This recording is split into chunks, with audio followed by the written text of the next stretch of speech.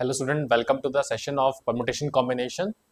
So permutation we have completed before this session and this is like all about the session of combination. आज हम इस class से combination start करेंगे. Fine. देखो combination का क्या मतलब है, क्या कुछ है. Let me just start with. वैसे तो combination के बारे में brief idea I have already given you. लेकिन जो और extra चीजें हैं about the combination, मतलब as a chapter combination, as a topic combination, we are going to start today. देखो सबसे पहली इंपॉर्टेंट बात, what is the meaning of combination, वो समझते हैं और then we are going to like see few things as per the chapter proceed. मैंने permutation combination दो चीज देखी थी, और डिटेल कंपैरिजन एक आगे भी आएगा regarding the permutation and combination. But पहली चीज अगर मैं कहूं, this is my P and this is C suppose, तो इसमें मैंने पहले बोला था कि सिलेक्शन समहाउ, मतलब कंसिडरेशन में क्या आ रहा है परमुटेशन की, कि हमारे पास सिलेक्शन और हमारे पास अरेंजमेंट दोनों का पार्ट आ रहा है. यहां अगर मैं बात करूं तो मेरे पास सिर्फ ओनली सिलेक्शन होता है. मैं ओनली वर्ड भी ज्यादा इंफेसाइज करूंगा बिकॉज ऑफ द रीजन की ओनली वर्ड इसलिए इंफेसाइज किया जा रहा है बिकॉज ऑफ द रीजन, क्योंकि यहां पर ऑर्डर अरेंजमेंट लाइक ऑर्डर या अरेंजमेंट मैटर नहीं करता. अगर मुझे 10 में से कोई 4 बच्चे सेलेक्ट करने हैं, सब 10 अलग है, ऑब्वियसली बात है.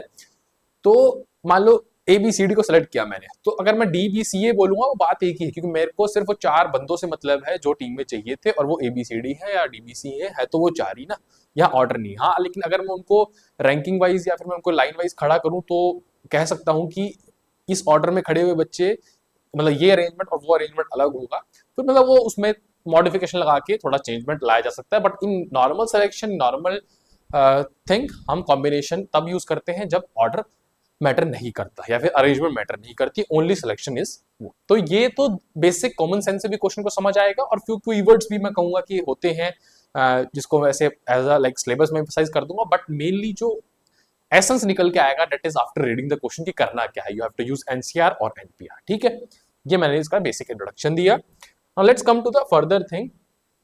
ठीक है, each of the different groups और selection which can be made by some और all of the number of a given object without reference. ठीक है, रेफरेंस मतलब ये जो रेफरेंस वर्ड है ना, to the order of the object, मतलब जो रेफरेंस और ये ऑर्डर वर्ड यूज किया, ये अरेंजमेंट के लिए किया गया है. मेन चीज क्या है हमारे पास, ये है कि हम कुछ लें या सारे लें. अगर 10 बच्चे हैं उसमें 4 सेलेक्ट करें, 5 सेलेक्ट करें, या फिर हम 6 सेलेक्ट करें, 10 के 10 को सेलेक्ट करना है.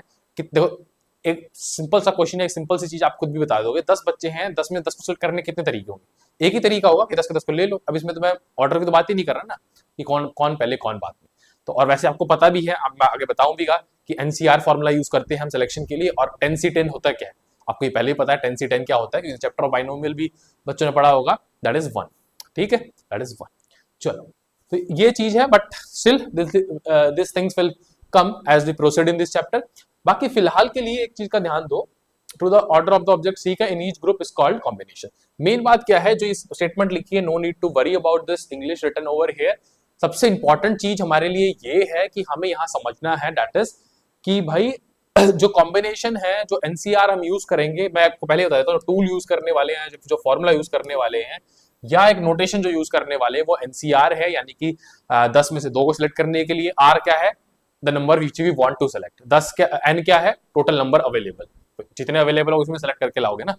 ठीक है, तो वही है, तो उसमें बस यही बात लिखी है. फाइन. अब ठीक है, ये सब मैंने आपको एक्सप्लेन कर दिया. The main part is that not very to be worry about. ये थोड़ा सा इंपॉर्टेंट है, the number of combination of N object taken R at a time is NCR. ठीक है, इस एनसीआर लिखने के 2-3 तरीके हैं, स्पेशली फॉर एनडीए स्टूडेंट्स, या फिर नो मैटर की जेई मेंस के एडवांस के हो. लेकिन मैंने एनडीए में बहुत बार देखा है कि they are using this notation a lot.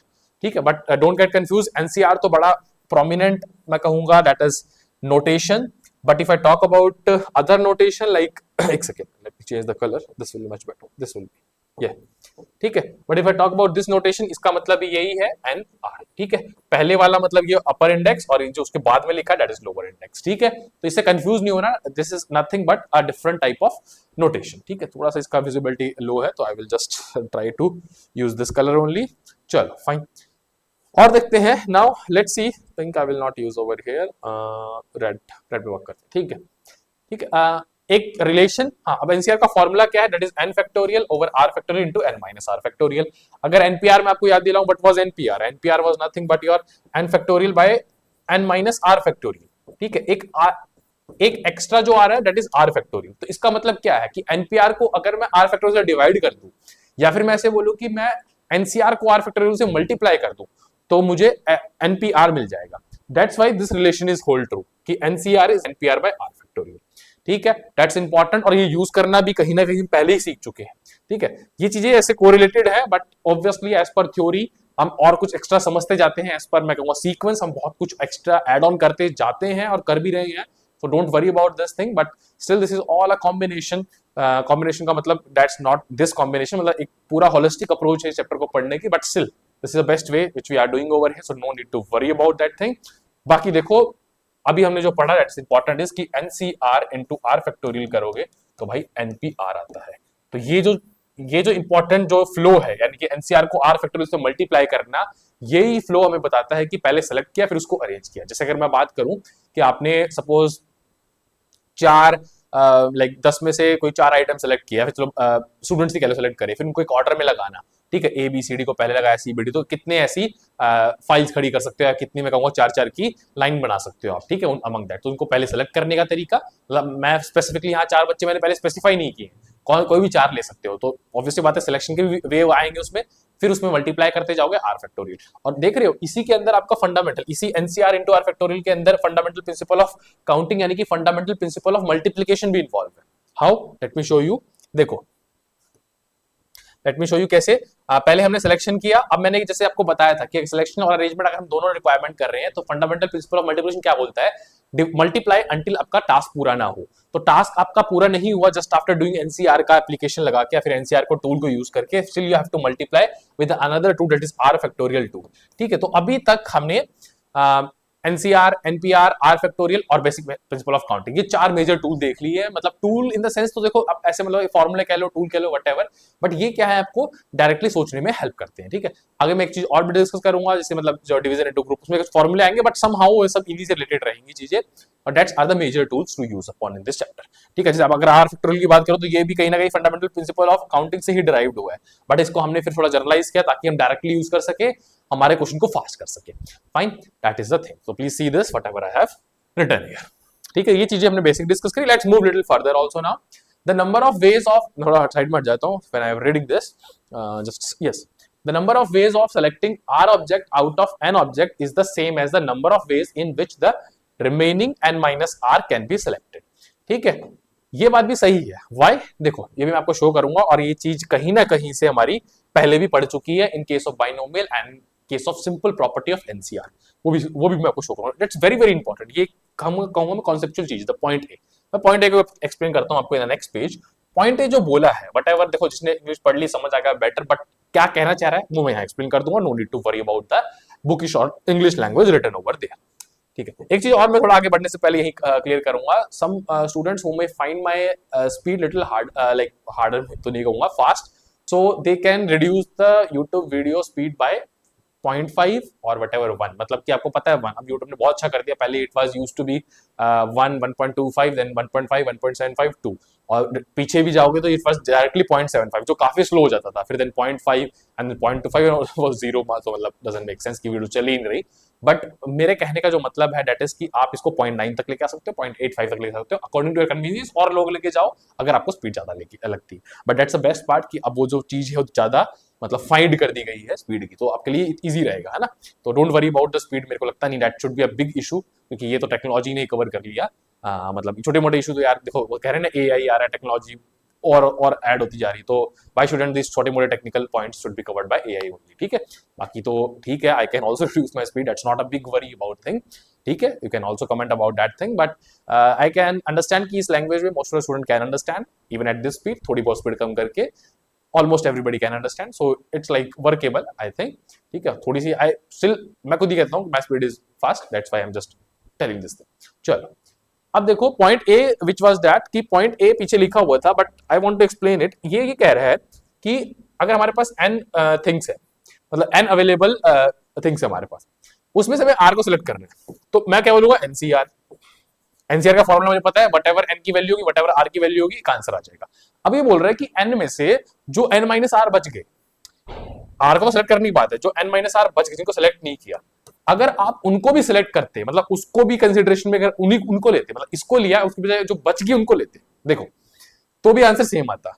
उसमें क्या करता हूँ, ऐसे बोलता है ना NC n माइनस आर, मतलब जो मेरे को सेलेक्ट करने हैं, मान लो सपोज 10 में से मुझे 4 सेलेक्ट करने, 10 में से 4 सेलेक्ट करने से मेरा जो आंसर आएगा, मतलब नंबर ऑफ वेज आएंगे कि ये तरीके हैं आपको 10 में से 4 सेलेक्ट करने के लिए, ये 4 बंदे सेलेक्ट कर लिया, फिर आप पीछे वाले 4 कर लिए, जो भी व्हाटएवर, या फिर जो 6 बच किसी को सेलेक्ट नहीं कर रहा, मतलब जो नंबर, या फिर नंबर के टर्म से बात करूं कि the number which we are not selecting, we are selecting 4 numbers, मतलब 4 कह लो quantity, but 6 we are not selecting, तो 6 सेलेक्ट करने के जो तरीके होंगे वो भी सेम ही आंसर देंगे। वाई? क्योंकि हमें पता है डायरेक्टली, तभी मैंने आमने सामने लिखा कि NCR is equal to NC n minus R. Do remember the chapter of binomial, हमने ये पढ़ा है। अदरवाइज आप यहां भी इसको पढ़ सकते हो, this is the formula I can say कि NCR is equal to NC n minus R. और का प्रूफ तो बड़ा आसान है, इसमें तो अब कई बच्चों को वैसे दिमाग में होगा NCR का फॉर्मूला क्या होता है भाई, NCR और मैंने क्या बोला NC n minus R equal है, कैसे बोलोगे, n फैक्टोरियल ओवर इन दोनों का subtraction, that is n minus R factorial, और जो नीचे होता है r फैक्टोरियल। इसमें क्या फर्क आएगा, इसमें तो यही आएगा n फैक्टोरियल ओवर इन दोनों का सब्ट्रैक्शन जो कि r फैक्टोरियल, और नीचे वाला that is n minus R factorial.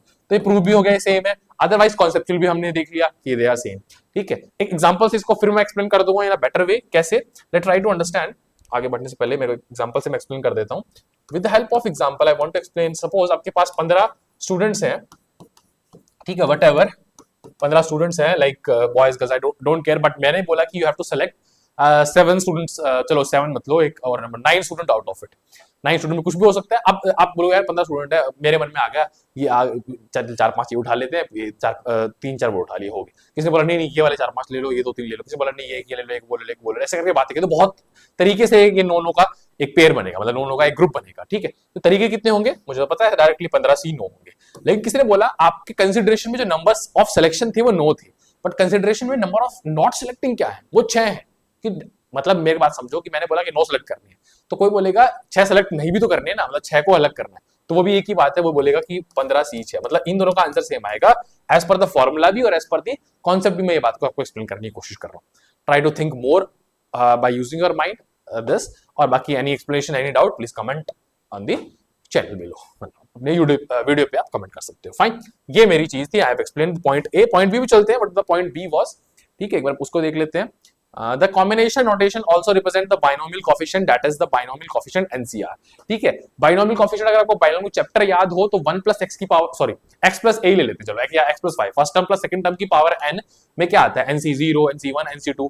उन NC1, NC0, NC2, NC3 को हम क्या बोलते हैं, उनको binomial coefficient ही तो बोलते हैं। तो वही बोल रहा है कि NCR binomial coefficient ही है, बस एक नाम ने एक्स्ट्रा इंट्रोड्यूस कर दिया, no need of this particular statement in this chapter as such. बाकी ठीक है, just for knowledge point of view you must know इसको हम बाइनोमियल कोएफिशिएंट बोलते हैं, and you must be knowing earlier also, जिनने बाइनोमियल चैप्टर पढ़ा है नहीं पढ़ा, you may be knowing it much better in that chapter. Otherwise just know कि इसको बाइनोमियल कोएफिशिएंट भी बोला जाता है, मतलब NCR is a thing, NCR is a particular, I can say, notation or particular formula or particular tool which help you to find the number of selection out of n, जितने आपको करने हैं, and this particular thing is also called as binomial coefficient। तो यही तो बात थी, चलो ठीक है, ये मैंने एक्सप्लेन कर दिया है। That's thing, point number 8, that's very, वो बहुत इंपॉर्टेंट पॉइंट था, मैंने आपको एक्सप्लेन कर दिया है। Of N element choose in R at time, ठीक है, वो तो पिछले वाले स्टेटमेंट का ही कंटिन्यूएशन है कि एनसीआर इसको बोलते हैं, उसके बारे में लिखा है। इसका सी पॉइंट बड़ा इंपॉर्टेंट है। सी पॉइंट देखो, ये सारे जो इसके बाद वाले पॉइंट है, इनफैक्ट इससे दो पहले वाले दो तो मैं छोड़ देता हूं, चलो कोई नहीं, ये सारे ही आपके बाइनोमियल चैप्टर के, but still I will explain. ये तो कहीं ना कहीं मैं एक्सप्लेन भी कर चुका हूं, कैसे, पिछले पॉइंट नंबर ए में तो मैं इसका डिराइव भी करके बता दिया,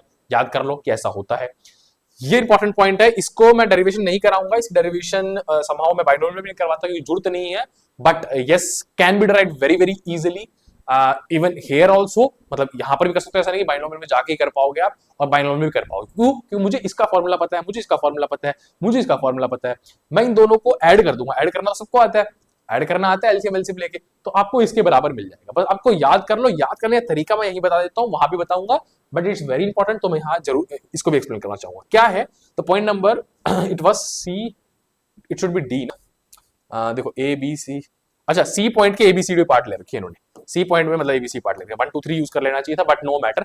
सी पॉइंट का जो बी पार्ट है उसमें क्या है, ध्यान दो, सी पॉइंट का सेकंड पार्ट में ये क्या बोल रहा है, there is a B part of it, उसने बोला कि NCR प्लस NCR माइनस 1 अगर आप ऐड करते हो, it will be N plus 1 CR। इसको कैसे याद करना है मैं बता देता हूं, कैसे याद करना है, आई विल टेल यू। ऊपर वाले को देखो, दोनों ही सेम है, दोनों ही सेम है, तो उसका प्रमोशन कर दो, उसको 1 से बढ़ा दो, मतलब जो आंसर आएगा। नीचे में एक बड़ा है एक छोटा है, जो बड़ा है बस वो ले लो, ठीक है, ऐसे याद करना, ताकि कुछ और भी आ जाए तो रट्टा ना मारने की जरूरत पड़े, कंफ्यूजन की दिक्कत ना हो, आप आंसर बता दो। जैसे कि इसका फंडामेंटल समझे कि जैसे मान लो इसका एग्जांपल लेते हैं 10C2 प्लस 10C3।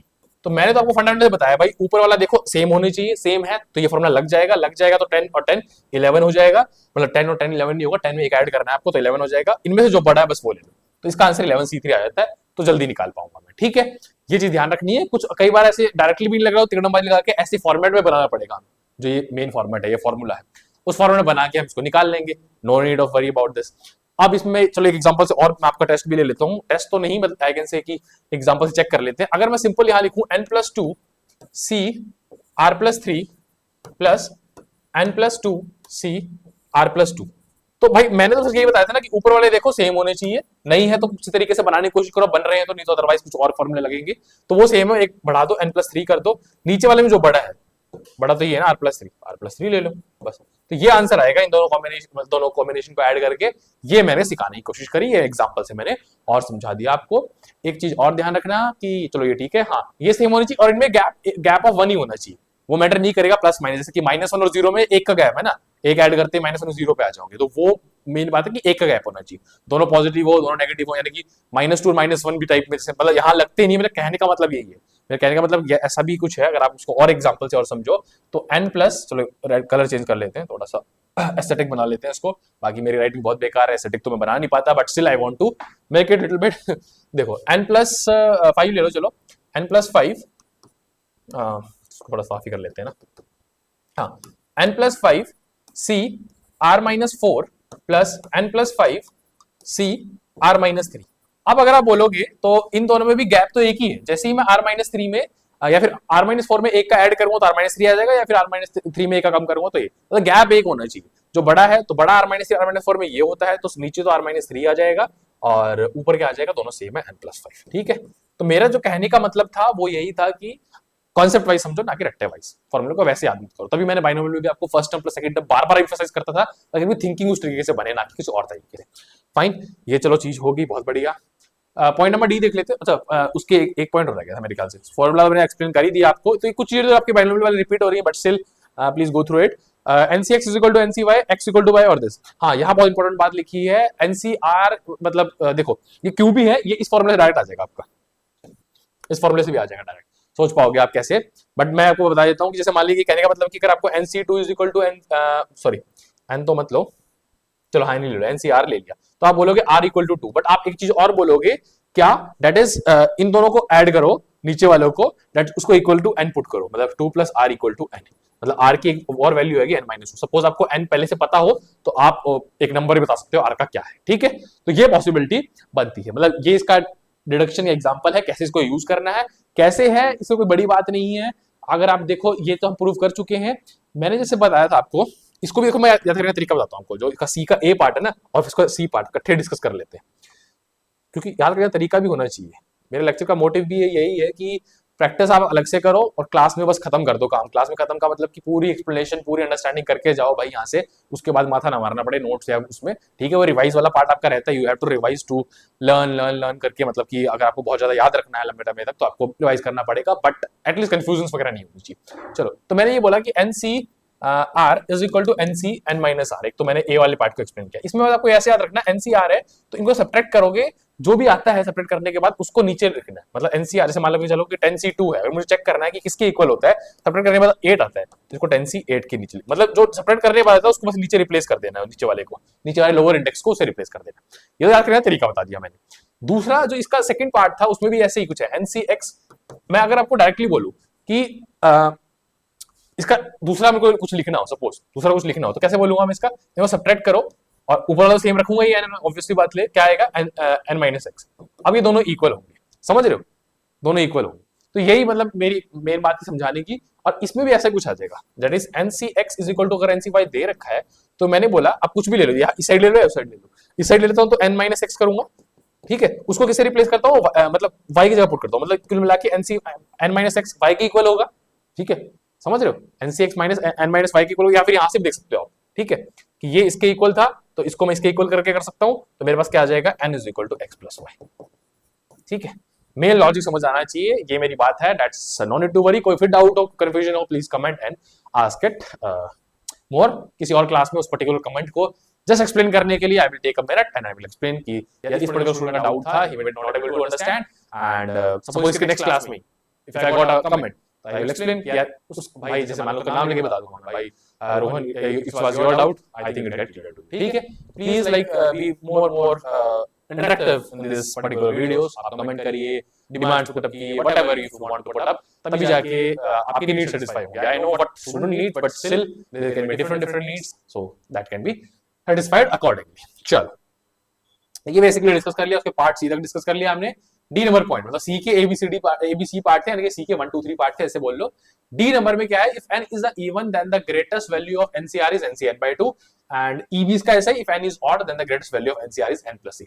ये याद करने की चीजें हैं कि ग्रेटेस्ट वैल्यू का मतलब क्या है, मैं यही बताना चाहूंगा आपको, और इसमें क्या है। हाँ, इवन ऑड पे तो चीजें डिपेंड करेंगी, ऑब्वियसली बात है, बट ये दोनों आई भी कैसे, वो भी एक बार थोड़ा सा देख लेते हैं, then we will think about. उससे पहले मैं देख लेता हूँ कि कितने मिनट का we have taken this lecture. So ये हो गया अप्रॉक्स 20 मिनट्स का, fine. 20 minutes is not that big much time, 2-3 minute का और इसको लेक्चर को मतलब यहाँ एक्सप्लेन करके then we will continue the rest thing in the next class. देखो, if n is the even then the greatest value of NCR is this and n is odd then the greatest value of NCR. कुछ नहीं है, मैं थोड़ा अलग से explain करता हूँ। आपको पता है n कुछ भी नंबर ले लो, n जैसे मैंने 20 ले लिया। पहली बात तो अगर मैं इसकी बात करूं कि हम मिडिल टर्म को ग्रेटेस्ट बोलते हैं, ये भी पता होना चाहिए आपको। थोड़ा सा बाइनोमियल्स को और अच्छी तरह एक्सप्लेन करेंगे, कैसे वो कर्व जाता है, कौन सा मिडिल आता है, क्या कुछ है, मतलब डीप अंडरस्टैंडिंग। बट यहां अगर मैं आपको बताऊं, आप समझो दो चीजें हैं। बाइनोमियल आपने पढ़ा भी होगा कि अगर हम वैसे कर जब देखते हैं बाइनोमियल में जो होती है, जो मतलब मैक्सिमम पॉसिबल बना सकते हैं इसकी, जो मैक्सिमम पॉसिबल का मतलब समझ रहे हो कि n 20 है तो मैं 20 के 0 से स्टार्ट कर सकता हूं और 20 से 20 तक जा सकता हूं। 20 से 21 नाम की चीज डिफाइन नहीं होती, ठीक है। तो मतलब 21 ऐसे बनेंगे, या फिर उस बाइनोमियल थ्योरम में 21 टर्म्स होती है। अगर आप समझो तो 10 टर्म इधर 10 टर्म इधर, बीच वाली जो टर्म है आपकी वो मिडिल और हाईएस्ट टर्म होती है। तो इवन केस में तो बहुत बढ़िया है, इवन केस में तो बहुत बढ़िया आपको मिल जाएगी, ठीक है। वैसे मैं आपको एक चीज बताना चाहूंगा, ऑड के केस में आपको फिर थोड़ा सा और ध्यान देना पड़ेगा। ऑड के केस में आपको नंबर ऑफ टर्म्स भी 2 मिलेगी, तो हो सकता है कि इस केस में वो आंसर इन्होंने गलत लिख के दिया हो, बट एक्चुअल में मैं देख लेता हूँ फिर भी, हाँ यहाँ शायद इन्होंने आंसर गलत लिखा है। But in case of binomial मतलब गलत तो क्या लिखा है लिखा तो मैंने ही सारा, but the thing is that कि कई चीजें मिस हो जाती है when you just making a PPT. But still मैं आपको यहाँ एक्सप्लेन कर दूंगा, नो मैटर, ठीक है। ओके फाइन, एक बार थोड़ा सा कॉल आया, just let me shut it the call, fine, ठीक है। तो मैं क्या कह रहा था आपको, हाँ जैसे 20 वाला एग्जांपल देते हैं, नंबर ऑफ टर्म्स 21 आ जाएंगे, 10 इस तरफ 10 इस तरफ, 20 होगी, बीच वाली टर्म जो होगी वो हाईएस्ट होगी। अगर मैं बात करूं बीच वाली टर्म कैसे निकालोगे यार आप, नो करके मैं बात करूं, नो बीच 11वीं टर्म की बात होगी यहाँ पे, समझ रहे हो आप। वैसे यहाँ मेरे को जो लग रहा है ना, वो चीज एक तो यहाँ पर गलत लिखी है इन्होंने, ठीक है, मतलब ये चीज कहीं ना कहीं गलत मेंशन हो चुकी है। But let me explain you. अगर सिर्फ कॉफिशिएंट्स की बात हो, जैसे कि देखो नंबर ऑफ टर्म्स की जो ये वाली बात है दैट्स डिफरेंट, और वो वाली बात डिफरेंट, तो समहाउ ये चीज गलत नहीं है, बट इट्स अबाउट कि कहां पूछी गई है। अगर मैं सिर्फ n की डायरेक्टली बात करूं तो n जो होगा 20 है, अकॉर्डिंग टू दिस थिंग कि 20C10, 20C10 आपकी नाम की एक चीज है, और ठीक है एक मैं 20C11 भी ले लेता हूं, चलो फॉर टाइम, ठीक है। 20C10 हो गया, 10वीं टर्म होगी 20C10, ओके ओके फाइन, ठीक है। 20C11 नहीं लूंगा मैं। तो जो ये चीज लिखी हुई है 20C10 वाली, ये हाईएस्ट आएगी, इसमें कोई डाउट नहीं है, चीज वो भी ठीक लिखी है, चीज मैं बता रहा हूं वो भी ठीक है। बट यहाँ थोड़ा सा मैं आपको मतलब डाउट्स वाला जो सेक्शन है जो आ सकता है वो मैं क्लियर करना चाहता हूँ, क्यों ऐसा हो रहा है। लेकिन अगर आप ध्यान से देखो तो 20C10 वाली जो टर्म होगी वो 11th टर्म होगी, 11th टर्म। इसका मतलब समझे आप, इसका मतलब समझे, मैं फिर एक्सप्लेन करता हूं। 20 है तो मैंने जब पहले वाली बात कर रहा था, 10 इधर टर्म है, 10 टर्म्स इधर है, यहां मेरी मिडिल टर्म है जो कि 11th वाली है भाई, 11th टर्म है, नंबर इसका 11th पे आता है, लेकिन है एक्चुअली में 20C10 ही होता है। क्यों? क्योंकि यहाँ 20C0 स्टार्ट हुआ था, जो 10वीं टर्म थी उसमें 20C9 आएगा भाई, पहली टर्म 20C0 आएगा, ठीक है, ना कि 20C1 आएगा। तो ऑब्वियसली बात है 11 टर्म में 20C10 आएगा, ये कम हो गया है, ठीक है, और 10 टर्म इधर है, तो ऑब्वियसली बात है ये हाईएस्ट है, एज पर कॉफिशिएंट ये हाईएस्ट है। कोई पूछे नंबर ऑफ टर्म्स कैसी होगी, वो ऐसे कॉन्सेप्ट ही मेरा बाइनोमियल वाला है, तभी ऑब्वियसली मैं जब पीपीटी बना रहा था मैंने यही सोच के लिखा है कि कुछ पीपीटी में पता क्या है, मतलब दे आर मॉडिफाइड, मतलब जैसे मॉडिफाइड का मतलब क्या है कि I have to modified as per the date, कि आज डेट है I need to modified it. But क्या है कि एक बेसिक थ्योरी है वो थोड़ी वो रहती है। तो इसमें क्या होता है, कई बार जैसे ये चीजें तो मॉडिफाई वाली है नहीं, ये तो आज से 3 साल पहले ही वैलिड है, 2 साल भी क्वेश्चंस हो गए, थोड़ा बहुत और नया एक्स्ट्रा कॉन्सेप्ट होगा that I need to modify, तो कई बार ये चीजें मॉडिफाई करनी रह जाती है। बाकी रिसेंटली जस्ट 2 डे बैक्स मैंने ये मॉडिफाई की है, दैट्स वाई हो सकता है, बट यस, तो इसमें मॉडिफाई करने की कोई जरूरत नहीं थी, और इनफैक्ट अभी भी कोई जरूरत नहीं है। तो मैं कभी हो जाता है मेरे को कि वो बाइनोमियल और परम्यूटेशन में चीजें, बट बाइनोमियल में आपको ये चीज, दोनों चीज क्लियर होनी चाहिए, मतलब कोफिशिएंट की बात भी और नंबर ऑफ टर्म्स भी। कोई पूछे कि एन इवन है, पूछे नंबर ऑफ टर्म कौन सी आएगी, तो उसके साथ बोलो 11वीं टर्म, मतलब एन की अगर 20 ले तो बोलो 11वीं टर्म भाई हाईएस्ट होती है। और कोई पूछे उसका कोफिशिएंट, मतलब पर्टिकुलर कोफिशिएंट कौन सा है वो, तब बोलोगे भाई BC 10, मतलब कोफिशिएंट कोई बोले तो बोल रहा है NC n/2, number of term बोले तो आप बोलोगे n+2/2। समझ रहे हो? देखो ये भी चीज मतलब फॉर्मूले वाइज मैं एक्सप्लेन कर देता हूँ, ताकि आपका बाइनोमियल और परम्यूटेशन दोनों में ही कमांड और कंफ्यूजन वाला पार्ट खत्म हो जाए। एटलीस्ट जब यहाँ डिस्कस ही कर लिया तो why not to confuse this, like avoid this matter, ठीक है, आपके दिमाग से निकाल दिया जाए। देखो n जो है, अगर मैं इवन का केस लेके चलते हैं, n अगर इवन है तो मैं बोलूंगा नंबर, उस टर्म का नंबर क्या होगा, मतलब कौन सी नंबर की टर्म होगी, तो बोलूंगा n+2/2। यानी कि अगर जैसे 20 का एग्जांपल लेके चलते हैं तो 22/2 आ जाएगा, यानी कि 11वीं टर्म, मतलब 11th टर्म सबसे हाईएस्ट होती है। अब ये तो बाइनोमियल में मैटर करती है ना, बाइनोमियल में मैंने first term, second term, third term, fourth term, up to 20 last term तक लिखा, 21st टर्म तक लिखा, तब जाके मुझे पता चला कि ये टर्म है। तो यहाँ उसका इंपॉर्टेंट नहीं, बट स्टिल, लेकिन कोई पूछे कि ये है कोफिशिएंट कौन सा हाईएस्ट होगा, तो आप बोलोगे डायरेक्टली दैट इज n/2 वाला, यानी कि NC n/2। n/2 मतलब r की वैल्यू n/2 होगी, तभी बोल रहा हूं NC n/2। तो ये चीजें दोनों क्लियर होनी चाहिए। और ऑड के केस में इसको देख लेते हैं भाई। ऑड के केस में क्या होगा, ऑड के केस में सबसे अच्छी बात क्या आ जाएगी, ऑड के केस में जैसे मान लो कि n को मैंने ले लिया, सपोज कोई अलग 33 ले लेते हैं, आपको पता है 33 यानी कि number of term 34, number of term 34। अब आप क्या बोलोगे, दो मिडिल टर्म आएंगी इधर इधर। अब 34 में से 32 बच गए, दो मिडिल टर्म की मैंने बात कर ली, तो इधर जो 32 बचे हैं उसमें मेरे 16 इधर होंगे और 16 इधर होंगे। समझ रहे हो? तो दो मिडिल टर्म और दोनों सेम भी होंगी, दोनों सेम भी होंगी, दोनों होंगी क्या, कोफिशिएंट क्या होगा वो चीज अलग है, वो मैंने यहाँ पे मेंशन भी करी थी। और नंबर क्या होगा, नंबर की अगर आप बात देखो डायरेक्टली देखो, देखो 16 इधर है, 16 इधर है, टर्म 17th टर्म हाईएस्ट दिख रही है आपको और 18th टर्म हाईएस्ट दिख रही है। समझ रहे हो? 17th टर्म जो आपकी हाईएस्ट है वो कैसे आई होगी भाई, 34 में आपने एक ऐड करके डिवाइड बाय 2 कर दिया होगा, तो यानी कि n+1/2। और 18 टर्म कैसे आई होगी, या कौन सा कर रहे हैं, हाँ n+3/2। समझ रहे हो? n+3/2, ठीक है। तो ये तो मेरे मतलब यहां तक का ज्ञान होगा कि n+1/2 और ये उसका नंबर है। लेकिन इन जगह कोफिशिएंट क्या होगा भाई, ये अगर मैं बात करूं तो इसमें तो कुछ भी नहीं होगा। मैं सीधा बता सकता हूं कि यहां तक जो कोफिशिएंट पहुंचे होगे आप, मतलब यहां तक जो कोफिशिएंट पहुंचे होगे सोल्विट, मतलब 17 यहां पर आएगा। तो अगर मैं बोलूं 17 तो इसमें 18 होगा ना, 18 होगा। 18 इससे कैसे आएगा, 18 तो इससे ऐसे आएगा ना, NC n+1/2 से ही तो आएगा। मतलब बाई चांस वो n+1/2 यहाँ पर आपका सेम आ गया, बट आएगा इसी से। तो वहां पर भी जो लिखा वो गलत नहीं था, वो समहाउ मैं बाइनोमियल वाला पार्ट मिक्स कर रहा था, but it should be like very much clear to you कि ये चीजें ठीक है, नो वरी। मिस आउट हो जाती है कई बार कोई चीजें as such, but no need to worry about this thing, ठीक है। हाँ, एक चीज और मैं क्लियर करना चाहूंगा यहाँ पे, दैट इज ठीक है। हाँ सर, आप बोलोगे कि यहाँ पर अगर मैं 18 टर्म्स को देखूं तो यहाँ तक तो मेरे को पता है कि मेरा n+1/2 निकाल लिया, 18th टर्म में मेरे को पता 17 आएगा, सॉरी 16 टर्म यहाँ हुई, 17 टर्म आई, 17 टर्म में 16 आएगा ना, 17 टर्म में तो 16 आएगा आपका। देखो मैं क्या बोलना चाहता हूँ, 16 टर्म यहां तक होगी, ठीक है, 16 टर्म होगी, तो 16वीं टर्म जो होगी उसमें क्या आएगा, NC 15 आएगा।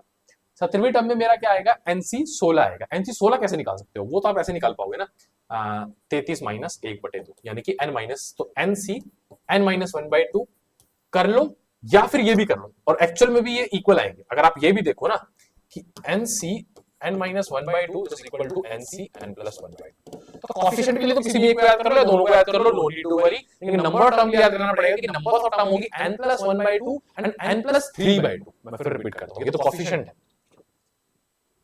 ये मैं लिखी, हाँ ये मेरे नंबर की बात है, तभी मैं TS दोनों के लगाया था, तो नंबर की बात है। तो मैं कुल मिला के पूरी चीज को समराइज कर देता हूं ताकि कंफ्यूजन यहीं से खत्म हो जाए, and let me clear it. वो कंफ्यूजन क्या है कि n+1/2 है, n+2/2 एक याद करना और n+3/2 एक याद करना है। ये दोनों आपके आते हैं ऑड के केस में काम, कि जब ऑड हो तो ये आपको हाईएस्ट टर्म देंगे दोनों, n+1/2 भी और ये आता है इवन केस में काम। लेकिन ये तो नंबर ऑफ टर्म है कि कौन सी टर्म हाईएस्ट हो। कोफिशिएंट की बात हो तो 3 टाइप के कोफिशिएंट याद करने हैं, NC n/2 वाला याद करना है, NC इसको सीरीज में लिखते हैं, फिर देखो NC n-1/2 वाला याद करना है, NC n/2 वाला याद करना है, और NC n+1/2 वाला याद करना है। ये दोनों किस में काम आते हैं, ऑड में, और ये वाला किस में काम आता है, इवन। तो इन दोनों में एक थोड़ा सा आपको वैसे भी सिमेट्री भी दिखेगी और याद करना भी आसान होगा। कैसे, एक से बढ़ रहा है यार, n+1/2, n+2/2, n+3/2। बीच वाला है इवन के लिए, दोनों वाले ऑड के लिए, ठीक है, ऑड के लिए है तो क्या कहते हैं, मेरे पास हाईएस्ट टर्म 2 होगी, ऑब्वियस सी बात है। इवन वाले में, इसमें भी बीच वाला इवन के लिए है, ये मेरा ऑड के लिए, ये ऑड के लिए। और अगर ऐसे भी आप देखो तो -1 के बाद 0 आता है, मतलब n+0/2 भी लिख सकता हूँ इसको मैं, जस्ट एक्सप्लेनेशन के लिए कह रहा हूँ, और n+1/2 भी लिख सकता हूँ। इसमें भी जो ऐड हो रहा है वो ऊपर ही हो रहा है कि 1 के बाद 2 3, ऐसे में देखना कि वैसे तो अगर आप पूरा डिवाइड बाय 2 करोगे तो उसको कुछ अलग तरीके से समझ लोगे, बट जो न्यूमिनेटर में है वो एक का ऐड हो रहा है, तो इसको याद करना बड़ा आसान रहेगा। और ये एक टाइप की मतलब एक कहीं ना कहीं हमने सिमेट्री मतलब डिकोड करना कोई बड़ी बात नहीं है, सिमेट्री डिकोड करी ऐसा तो नहीं बोलूंगा, बट कहीं ना कहीं सिमेट्री टाइप में चीजें दिख रही तो आसान करना, सॉरी याद करना आसान होगा, ठीक है, फाइन। तो ये मेरा इसमें क्रक्स था, ये थोड़ा बाइनोमियल वाला पार्ट ज्यादा हमने इसमें ले लिया इस पर, बट ठीक है, कुछ क्वेश्चन में आपको काम भी आएगा। Binomial is like helpful for permutation, permutation का कुछ कॉन्सेप्ट आपको बाइनोमियल भी हेल्प देंगे, that no need to worry about, क्योंकि आपको पेपर तो पूरे मैथ्स का ही देना है, ऐसा तो नहीं बाइनोमियल पेपर देने बैठे या परम्यूटेशन का पेपर देने बैठे। Fine, so thank you so much for attending this lecture. Next thing we will see in the next lecture.